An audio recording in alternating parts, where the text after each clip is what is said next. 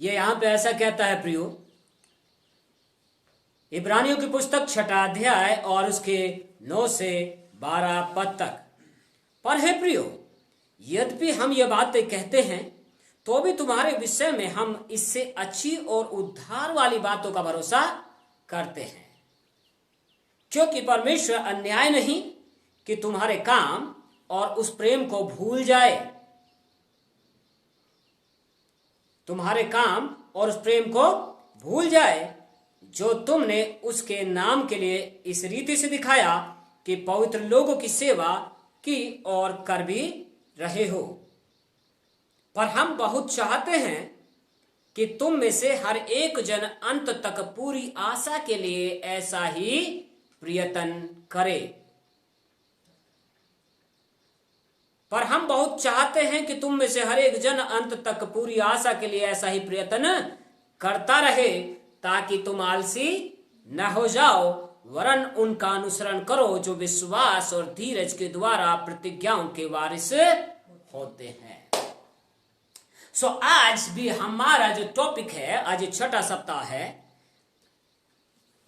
Keep alive your faith, अपने विश्वास को जिंदा रखें। पर हम अपने विश्वास को कैसे जिंदा रख सकते हैं प्रियो? यदि विश्वास के अंदर आशा नहीं है, यदि विश्वास के साथ काम नहीं है, तो विश्वास मर जाएगा और विश्वास के बिना कोई परमेश्वर को प्रसन्न नहीं कर सकता। और ये कहता है, हम तुम्हारे विषय में बहुत सी अच्छी बातों को सुनते हैं, कहते हैं। आज भी बहुतों के जीवन के अंदर बहुत सी नई बातें दिखती हैं, बहुत से अच्छे काम दिखाई देते हैं, बहुत से सोशल में, बहुत से आवभगत में, बहुत से और किसी बातों में, बहुत से नम्र और दीनता के साथ व्यवहार करने में। लेकिन ये कहता है कि तुम में से हर एक जन अंत तक कैसे पूरी आशा के लिए ऐसा ही प्रयत्न करता रहे। जब तक विश्वास मजबूत बना रहेगा, जब तक आपके अंदर प्रयत्न भरे हुए हैं, जब तक आप अपने विश्वास को मजबूत करने के लिए प्रयत्नशील हैं, आप एक्टिवेट हैं, आपका आशा, विश्वास और प्रेम स्थायी बने रहेंगे। हालेलुया। लेकिन अगर आप एक्टिवेट नहीं हैं अपने जीवन के अंदर, अगर आप प्रयत्नशील नहीं हैं अपने जीवन के अंदर, तो आपका विश्वास आपको कहीं से कहीं तक भी इंच भर भी लेकर के नहीं जाएगा प्रियो। हम कहीं से कहीं तक भी नहीं जा सकते। लेकिन अगर हम बढ़ना चाहते हैं, प्रार्थनाएं तो हो सकती हैं कि हमारी प्रार्थनाएं हो, लॉर्ड इंक्रीज आवर डेस्टिनी, कि हमारी सीमाओं को बढ़ा दे, हमारे टेंट को बढ़ा दे, हमारे जिंदगियों को बढ़ा दे। हो सकती है प्रार्थनाएं हो, पर उसके लिए जिसके द्वारा सब कुछ हमारी मीरास की रक्षा की जाती है, और वो कैसे की जाती है? परमेश्वर की सामर्थ के द्वारा। पर परमेश्वर की सामर्थ एक्टिवेट होती है, परमेश्वर की सामर्थ प्रभाव डालती है कैसे? हमारे विश्वास के द्वारा। लेकिन अगर विश्वास ही कमजोर पड़ गया, अगर विश्वास ही हमारा वीक पड़ गया, अगर विश्वास के अंदर कर्म नहीं है, अगर विश्वास में आशा नहीं है, तो क्या हम उन तक पहुंच पाएंगे जिसका वायदा परमेश्वर ने किया है? हम नहीं पहुंच सकते प्रियो। पर हमें पहुंचना है, क्योंकि हमने सीखा था कि हम नाश होने वालों में नहीं हैं, लेकिन हम कौन हैं? हम विश्वास करने वाले लोग हैं, ताकि हम अपने प्राणों को बचा लें। आमीन। हम अपने प्राणों को बचा लें, और प्राणों को बचाने वाला निरंतर आगे भरसक कोशिश करता है। लेकिन जिसको कोई चिंता नहीं है, वो बोलेगा तो सही, मेरे लिए प्रार्थना करो, पर अपने आप से कोई प्रयत्न नहीं करेगा, अपने आप से उठने की कोशिश नहीं करेगा, अपने आप से वो आगे बढ़ने की कोशिश नहीं करेगा। और जब जिस जिंदगी के अंदर ये पाया जाता प्रियो, वो कहीं से कहीं तक भी आगे बढ़ नहीं सकता है। पर मैं और आप नाश होने वालों में से नहीं है प्रियो, मैं और आप आशा रखने वाले में से लोग हैं, मैं और आप विश्वास करने वाले लोग हैं, ताकि हम परमेश्वर में अपने प्राणों को बचा लें, ताकि हम परमेश्वर में आशीषित हो जाएं, ताकि परमेश्वर की जो धार्मिकता है वो हमारे जीवनों को संभाल के रखे, और जो परमेश्वर ने हमारे लिए इनहेरिटेंस रखी है, जो हमारे लिए जायदाद रखी है, जो हमारे लिए वसीयत रखी है, मिरास रखी है, उसको कैसे कर लें? हम प्राप्त कर लें। आमेन। उसको हम प्राप्त कर लें, उसको ले लें। पर कई लोग ऐसा नहीं कर पाते, कई लोग ऐसा नहीं कर पाते। ये कहता है पूरी आशा के लिए, क्योंकि आशा और विश्वास एक दूसरे के पूरक हैं, एक दूसरे के साथ चलते हैं, एक दूसरे से अलग होकर के नहीं चलते। अगर हमारी आशा बढ़ती जाती है तो आप देखोगे आपका विश्वास भी कैसा होगा? बिल्डअप होता चला जाएगा, मजबूत होता चला जाएगा, और आशा होगी तो आप में हियाव भी दिखाई देगा, आप में हियाव भी दिखाई देगा। पर कईयों में विश्वास की बात होती है पर हियाव दिखाई नहीं देता, हियाव नहीं दिखता है प्रियो। जब हियाव नहीं दिखता तो आप समझ जाइए इसके अंदर विश्वास की बातें हैं, पर ये कैसा है? ठनठना तो पीतल झनझनाती हुई झांझ है, क्योंकि शोर ज्यादा करेगी पर अंदर कुछ भी नहीं होगा। खोरे में शेखरे लेबे। अब ये आगे कहता है इसके लिए ऐसा ही प्रयत्न करो, क्योंकि पूरी आशा का होना जरूरी है, अधूरी आशा नहीं चाहिए। नहीं सब चले तो सही, इसलिए पौलुस कहता है हे निर्बुद्धि गलतियों, हे निर्बुद्धि गलतियों, तुमको किसने चिता दिया, किसने जता दिया कि तुमने आत्मा की रीति पे शुरू तो किया, पर अब क्या इसको शरीर की रीति पे खत्म करोगे? कई लोग चलना तो शुरू करते, कैसे शुरू करते? आत्मिक तौर से, लेकिन खत्म करते हैं शरीर के तौर पे। प्रियो, जो लोग शरीर के तौर पे खत्म करते हैं वो आत्मिक तौर पे मजबूत नहीं होते। पर आत्मिक तौर पे मजबूत होने का मतलब यही है हर समय हम प्रयत्न करते रहें पूरी आशा के लिए, और आशा होगी तो विश्वास होगा, और विश्वास होगा तो हियाव भी होगा, और हियाव होगा तो फल भी दिखाई देगा। आमीन। क्योंकि इब्रानी 11 कहता है इस बात को, अब्राहम ने अपने मरी हुई किसी दशा, वो 100 साल का होने के बाद भी वो निराशा में नहीं गया, लेकिन वायदे करने वाले को उसने सच्चा जाना। आज हम कितना सच्चा जान पाते हैं? नहीं, सब प्रार्थना तो कर रहे हैं पर देखते क्या होता है, फिर क्या होगा? कुछ नहीं होगा, हम देखते रह जाएंगे और जिंदगी खत्म होती चली जाएंगी। बाइबल कहती है मेरा धर्मी जन विश्वास से जीवित रहेगा। If you want to alive, अगर हम जिंदा रहना चाहते हैं, मैं और आप जब देख रहे हैं तो संसार कैसा है? महामारियों से, अंधकार से भरा हुआ है, पर हम कह रहे हैं, हमने सुना है और वचन कहता है कि हम नाश होने वालों में से नहीं हैं, लेकिन हम पाए जाते हैं विश्वास करने वालों में, ताकि हम अपने प्राणों को बचा लें। पर हम उसके लिए हम क्या प्रयास कर रहे हैं? उसके लिए हम क्या प्रयत्न कर रहे हैं? या जैसा बहाव लोगों के जीवनों में बह रहा है, जैसा अंधकार के लोग बात कर रहे हैं, वैसे ही क्या हम भी बातें कर रहे हैं? अगर हम भी वैसी बातें कर रहे हैं तो उनमें और हम में कोई फर्क नहीं है। इसलिए बार बार मैं एक बात कहता हूं कि राज्य की संतान और गुलाम की संतान में फर्क नजर आना चाहिए। प्रियो, आप और मैं राज्य की संतान हैं, और परमेश्वर का राज्य खाना पीना नहीं है, परमेश्वर का राज्य बातों में नहीं है, परमेश्वर का राज्य पाया जाता है सामर्थ के अंदर। और where there is a power, there is a prosperity. Where there is a power, there is a healing. Where there is a power, there is a anointing. Where there is a power, there is a relationship. There is a presence of the Lord, Holy God. जहां परमेश्वर की सामर्थ है वहां परमेश्वर की उपस्थिति है।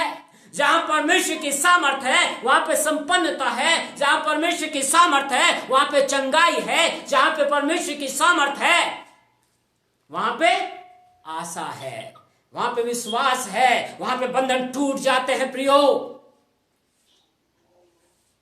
सो राज की संतान और गुलामों की संतान में फर्क नजर आना चाहिए। आज विश्वासियों की भाषा, परमेश्वर के दासों की भाषा भी वैसी हो गई है जैसी दूसरे लोगों की हो गई है। इसलिए वो भी निराशा में बात करते हैं। इसलिए वो भी निराशा में बात करते हैं। एक भाई को मैंने जस्ट ऐसे ग्रुप में डाल दिया, आपकी सोच क्या है वैक्सीन के लिए, मैंने जस्ट ऐसे ही डाल दिया। तो ये काफी अच्छे चारों तरफ नाम है। तो वो भाई कहते हैं अगर मुझे अपने बच्चों को बचाना है तो मुझे वैक्सीन लगवानी पड़ेगी। फिर मैंने कुछ नहीं बोला, मैं ठीक है भाई। उसके बाद पिछले दिनों में फिर पेपर में जब कटिंग आई, पेपर में आया कि ये कैसा कर रहा है, ये वायरस म्यूटेशन जो है ये अपना अपना रंग बार बार बदल रहा है। हमारे पीएम साहब कहते हैं बहरूपिया है ना, वो बदल रहा है। इसलिए ये टीके के असर को क्या कर दे रहा है, कम कर दे रहा है। तो फिर मैंने लिखा उसकी नोट करके और उसको पोस्ट किया मैंने, अब बताओ मुझे कितने टीके लगाओगे, अब बताओ मुझे कितनी वैक्सीन लगवाओगे। जब ये तो टीके के असर को कम ही कर दे रहा है तो अब बताओ ना कितने टीके लगाओगे।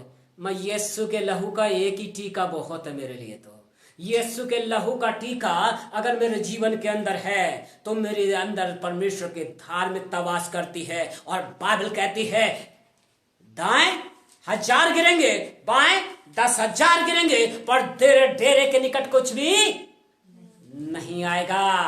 आएगा किसके, जहां पे संदेह हो, शक हो, शुबा हो, जहां पे लोगों के जीवन के अंदर कमजोरी आ गई है, जहां पे लोगों का विश्वास बोलते तो हैं पर कर्म नहीं है, प्रयत्न नहीं करते अपनी आशा को थामने के लिए, उसके लिए जो मिराज परमेश्वर ने रखी है उसको भरपूरी से लेने के लिए। कोई वैक्सीन, कोई टीका किसी की जिंदगी को नहीं बदल सकता है प्रियो। जब पोलियो का समय आया था तब भी बहुत लोगों के जीवन में वैक्सीन भी लगी, लेकिन मैं आपको बताऊं उन्हीं दशकों में परमेश्वर ने बहुतों के पोलियो को चंगा किया, बहुतों के उल्टे सीधे हाथ पैरों को परमेश्वर ने आजादी दी। बहुतों लाखों की संख्या में वो लोग थे जिन्होंने परमेश्वर पे विश्वास किया, उन्होंने ज्योति को पाया, उन्होंने चंगाई को पाया। उनके अंग जो खत्म हो चुके थे वो अंग बनाए गए, क्योंकि अंग बनाने वाला कोई वैक्सीन नहीं है, अंग बनाने वाला कोई डॉक्टर नहीं है, अंग बनाने वाला सर्वशक्तिमान परमेश्वर है। क्योंकि बाइबल कहती है हर एक अंग जो बनते जाते थे वो उसकी पुस्तक में पहले से लिखे हुए थे। आमेन। आपकी सोच कहां है आज? आज हमारा भरोसा किस पे है?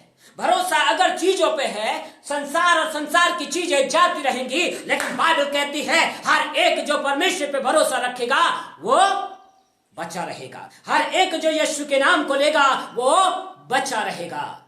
हमारी सोच कहां पे है आज? Keep alive your faith. सिर्फ बोलने के लिए नहीं है विश्वास, विश्वास को थामना है, विश्वास को बढ़ाना है, और विश्वास के द्वारा अपनी इनहेरिटेंस, हमारी जो मिरास है, जो बाप दादों से आती है, जो परमेश्वर से आ रही है, उसकी रक्षा रखवाली करनी है। लेकिन कैसे? बाय फेथ, विश्वास के द्वारा परमेश्वर की सामर्थ के। हालेलुया। सो यही है प्रियो। कई लोग प्रयत्न नहीं कर रहे, उन्होंने धराशायी हो गए अपने आप में। उन्होंने अपने जीवन को आज कैसा कर दिया है, जैसे कि दूसरे लोगों ने पूरा सरेंडर कर दिया है। आज लोगों ने अपने आप को सरेंडर कर दिया है अंधकार के वश में। आज लोगों ने सरेंडर कर दिया है पूरे तरीके से लोगों के वश में। लेकिन ये कह रहा है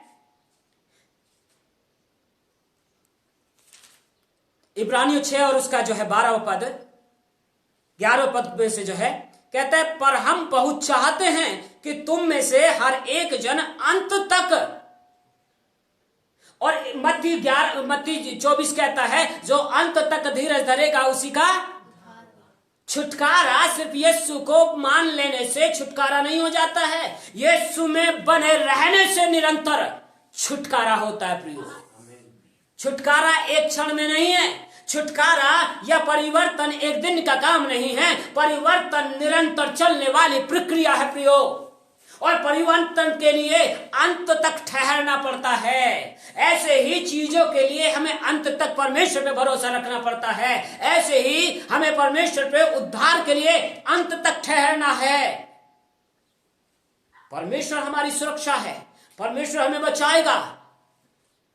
इसलिए बाइबल को जरा ध्यान से पढ़ें, जरा ध्यान से सुने, ध्यान से सीखें और किसी के भी बरगलाने में ना आए। यशायाह ने कहा दुनिया के पास अंधकार होगा लेकिन तेरे पास ज्योति उदय होगी। और राजा तेरे पास आएंगे उसके आरोहण के लिए, उसको लेने के लिए तेरे पास आएंगे। पर आज मसीहों में अगर ज्योति नहीं है तो कहां से ज्योति जाएगी? आज मसीही लोग ही अगर हताशा भरी बात करने लग जाएं तो कहां से ज्योति जाएगी? कहां से लोग उत्साहित होंगे? वो तो पहले से ही धराशायी हैं और ये भी धराशायी हो जाएगी। ये कहता है पूरी आशा के लिए ऐसा ही प्रयत्न करता रहे। सो प्रयत्न करना बहुत जरूरी है, भरसक प्रयास करना जरूरी है। पर भरसक प्रयास कैसे करना है? बाय फेथ, और यहां पे विश्वास के द्वारा अपनी मिरास को, अपनी इनहेरिटेंस को संभाल के रखना है। बाय फेथ, क्योंकि परमेश्वर का वचन कहता है धर्मी जन कैसा जिएगा? विश्वास से, और किसी चीज से नहीं जिएगा धर्मी जन।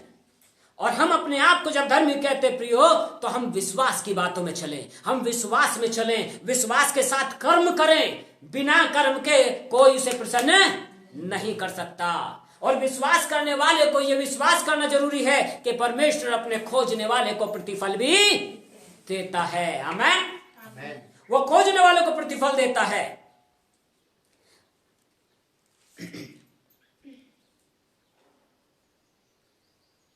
इब्रानियों 3 अध्याय और उसके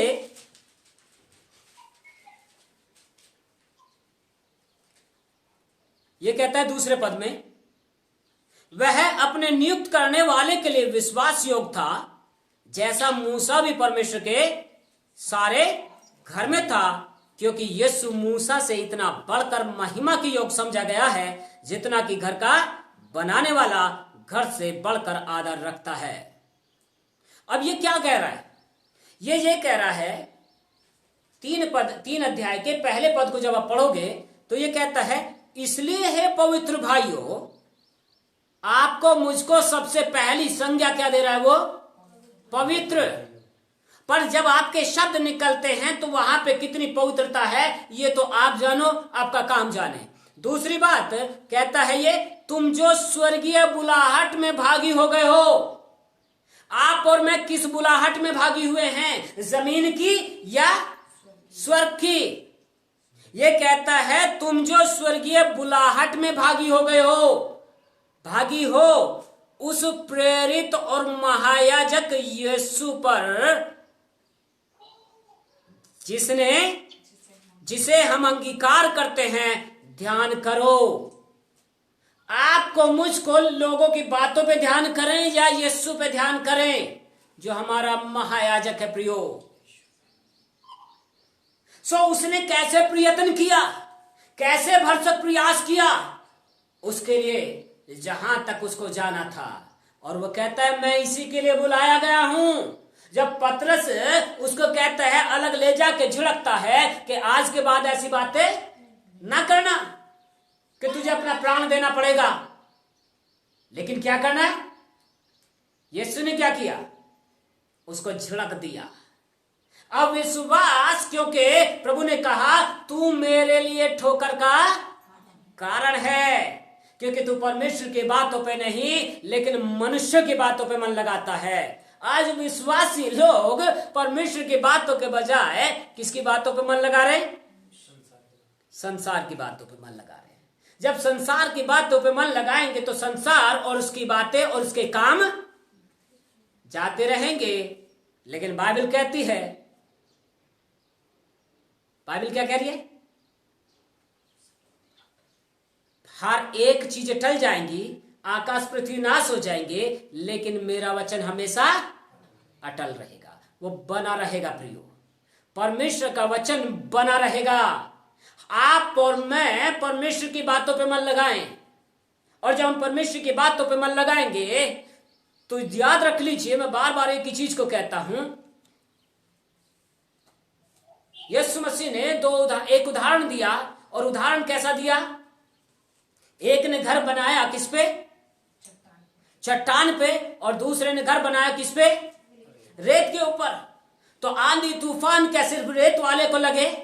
आंधी तूफान क्या सिर्फ जो है चट्टान वाले को लगे? दोनों को लगे। आपके जीवन में समस्याएं आ सकती हैं, मैं ये नहीं कह रहा कि नहीं आ सकती, लेकिन ये याद रख लीजिए, आपका जीवन अगर मजबूत है तो समस्याएं आएगी, टकराएगी और वापस चली जाएगी। हमारे जीवन ऐसे ही होने चाहिए। जब मैं बोल रहा हूं तो समस्याएं मुझे भी आती हैं, पर समस्या को बने नहीं रहना है, समस्या को टकराना है और वापस जाना है। आमीन। क्योंकि हम नाश होने वालों में से नहीं हैं, लेकिन हम किसमें हैं? विश्वास करने वाले लोग हैं, और विश्वास करने वाले अपने प्राणों को बचा लेते हैं। आमीन। ये कहता है कि उस पे ध्यान करो, क्योंकि यीशु ने मूसा से भी ज्यादा, अगर हम भविष्यवक्ता की बात पे भरोसा कर सकते हैं तो क्या अपने महायाजक की बात पे भरोसा नहीं कर सकते?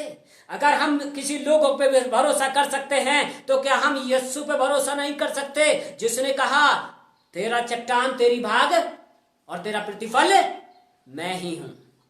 सो इसलिए क्या कर, मेरी नजदीकी में रह और सिद्ध होता चला जा। आमीन। आज हम अपने विश्वास को सिर्फ जिंदा रख सकते हैं, तो प्रियो उसके लिए प्रयत्न करना पड़ेगा, उसके लिए आपको काम करना पड़ेगा। और विश्वास और काम दोनों एक साथ चलते हैं। बिना कर्म के कोई परमेश्वर को प्रसन्न नहीं कर सकता, बिना विश्वास के कोई परमेश्वर को प्रसन्न नहीं कर सकता। लेकिन विश्वास अधूरा नहीं चलता। आशा थोड़ी आशा के लिए नहीं, पूरी आशा के लिए प्रयत्न करें। और जब पूरी आशा के लिए प्रयत्न करेंगे तो आगे क्या कहता है? ताकि तुम आलसी ना हो जाओ।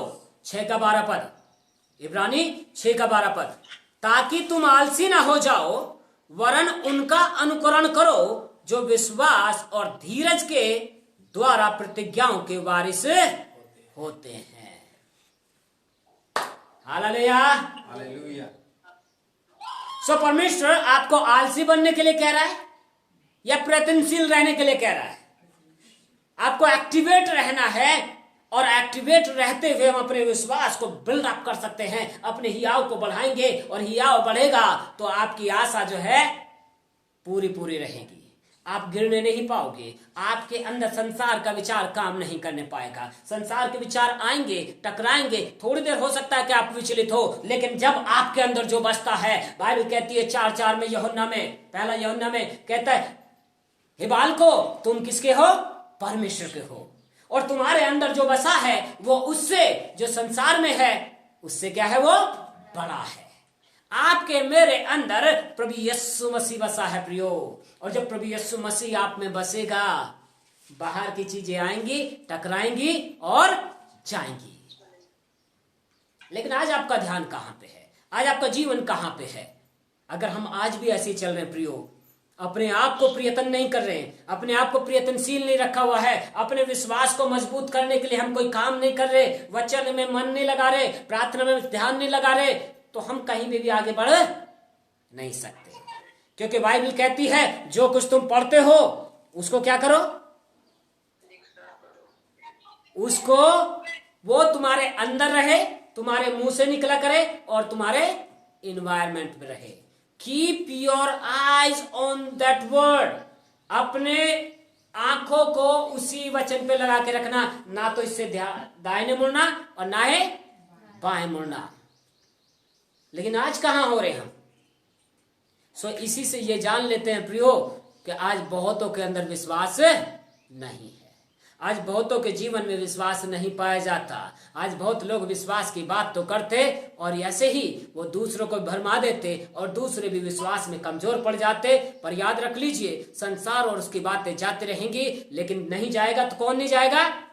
सिर्फ परमेश्वर का वचन। अपने ध्यान को, अपने मन को प्रभु के वचनों पर लगा के रखें और ये जो है अनुकरण करें किस चीज का? ऐसे योद्धाओं का जिनका जिक्र बाइबल के अंदर पाया जाता है, जिनका जिक्र एलिया, एलीसा, हनोक, 300 साल तक चलता रहा हनोक, लेकिन गिरा नहीं। और वचन कहता है 300 साल तक परमेश्वर के साथ साथ चलते हुए यीशु मसीह के दूसरे आगमन के दर्शन को देखता है। और हनोक ने कब देखा? 7वीं पीढ़ी में, आदम से 7वीं पीढ़ी में, तब देखा उसने यीशु मसीह के दूसरे आगमन को। और यीशु मसीह का दूसरा आगमन अभी तक हुआ भी नहीं है। और तब वो देखता है और 300 साल चलने के बाद में परमेश्वर के पास उठा लिया गया, सशरीर, जिंदा ही। और दूसरा व्यक्ति कौन उठाया गया? एलिया। मेरे प्रियो, इन ऐसे विश्वास के योद्धाओं को ध्यान रखिए, ये इन्होंने कैसे अपनी दौड़ को पूरा किया है। और इसके बाद अब्राहम मरी हुई दशा को भी, 100 साल की मरी हुई दशा को भी उसने तुच्छ नहीं जाना, लेकिन वायदे करने वाले को सच्चा जाना। और बाइबल कहती है, इब्रानी 11 में जाओगे तो आपको बहुत सारे ऐसे विश्वास के योद्धाओं का जिक्र मिलेगा जिनका अनुकरण करने की जरूरत है, जिनके समान चलने की जरूरत है। और न केवल उसमें, लेकिन पौलुस कहता है मैं यीशु की मसीह की सी चाल चलता हूं, इसलिए क्या करो, तुम मेरी सी चाल चलो। पतरस, पौलुस, याकूब, यूहन्ना, आप जिसका नाम लोगे, सब ने अपनी दौड़ को पूरा किया है।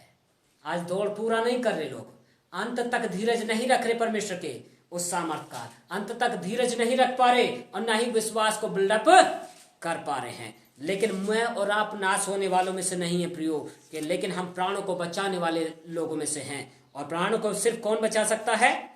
इब्रानी 10:39 कहता है, पर हम हटने वाले नहीं हैं कि नाश हो जाएं, पर विश्वास करने वाले हैं कि प्राणों को बचाएं। सो अब तक हमने देखा है इस बातों को कि परमेश्वर ने वास्तव में हमारे जिंदगी